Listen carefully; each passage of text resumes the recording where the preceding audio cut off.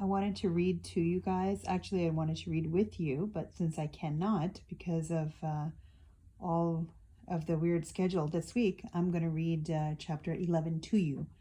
This is a very important chapter. I hope you enjoy. Chapter 11, The Miracle. The next day was foggy. Everything on the farm was dripping wet. The grass looked like a magic carpet. The asparagus patch looked like a silver forest. On foggy mornings, Charlotte's Web was truly a thing of beauty. This morning, each thin strand was decorated with dozens of tiny beads of water. The web glistened in the light and made a pattern of loveliness and mystery, like a delicate veil. Even Lurvy, who wasn't particularly interested in beauty, noticed the web when he came with the pig's breakfast. He noted how clearly it showed up, and he noted how big and carefully built it was. And then he took another look and saw something that made him set his pail down. There in the center of the web, neatly woven in block letters, was a message. Some pig. Lurvy felt weak. He brushed his hand across his eyes and stared harder at Charlotte's Web. I'm seeing things, he whispered.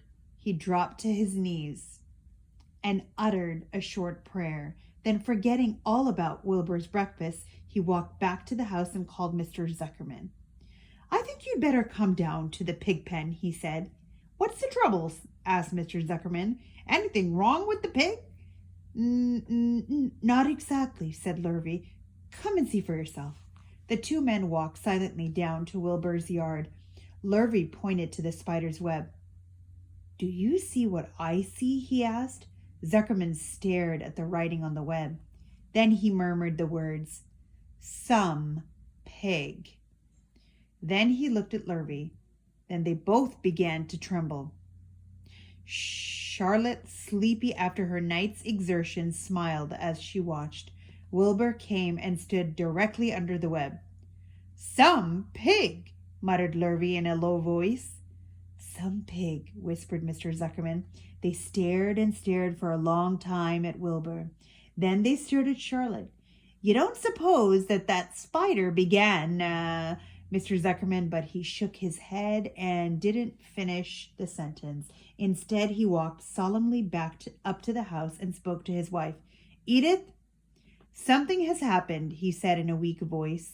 He went into the living room and sat down, and Mrs. Zuckerman followed.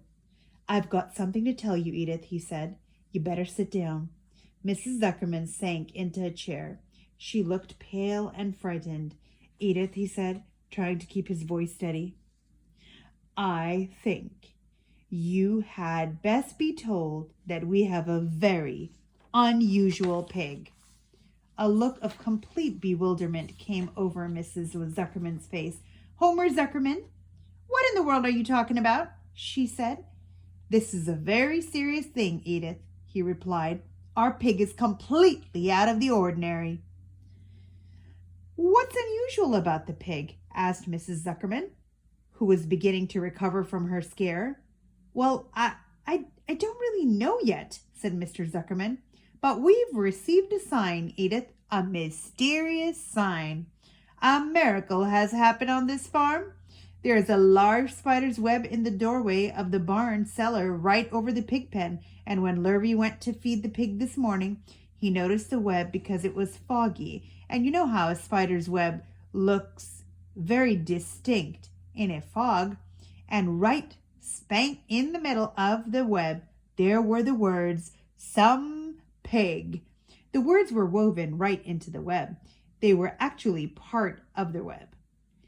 Edith, I know, because I've been down there and seen them. It says, Some pig.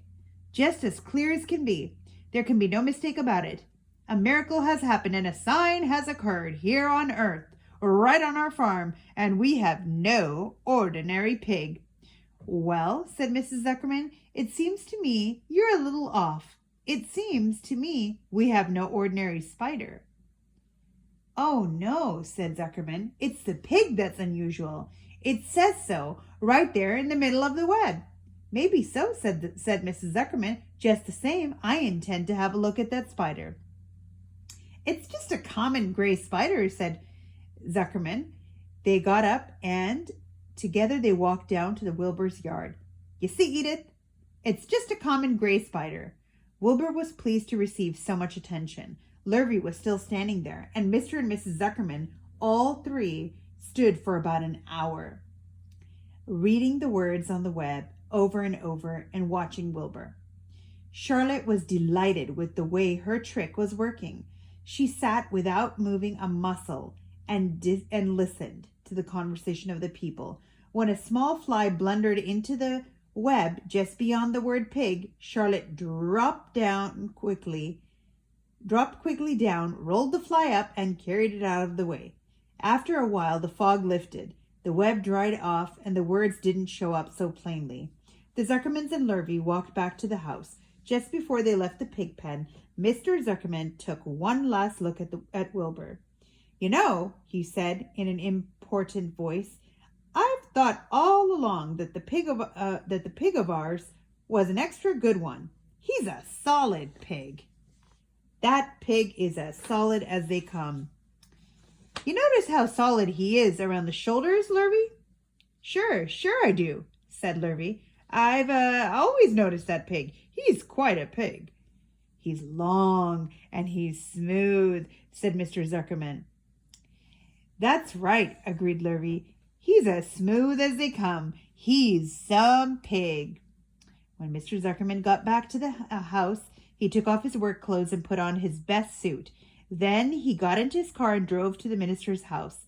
He stayed for an hour and explained to the minister that a miracle had happened on the farm. So far, said Zuckerman, only 4 people on earth know about this miracle. Myself, my wife Edith, my hired man Lurvy, and you. Don't tell anybody else, said the minister. We don't know what it means yet, but perhaps if I give thought to it, I can explain it in my sermon next Sunday. There can be no doubt that you have a most unusual pig. I intend to speak about it in my sermon and point out the fact that this community has been visited with a wondrous animal. By the way, does the pig have a name? Why, yes, said Mr. Zuckerman. My little niece calls him Wilbur. She's a rather queer child, full of notions. She raised the pig on a bottle, and I bought him from her when he was a month old. He shook hands with the minister and left. Secrets are hard to keep. Long before Sunday came, the news spread all over the county. Everybody knew that a sign had appeared in a spider's web on the at the Zuckerman place. Everybody knew that the Zuckermans had a wondrous pig. People came for miles and miles to look at Wilbur and to read the words on Charlotte's web. The Zuckerman's driveway was full of cars and trucks from morning till night, Fords and Chevys and Buick Roadmasters and GMC pickups and Plymouths and Studebakers and Packards and DeSotos with gyromatic transmissions and Oldsmobiles with rocket engines and Jeep station wagons and Pontiacs.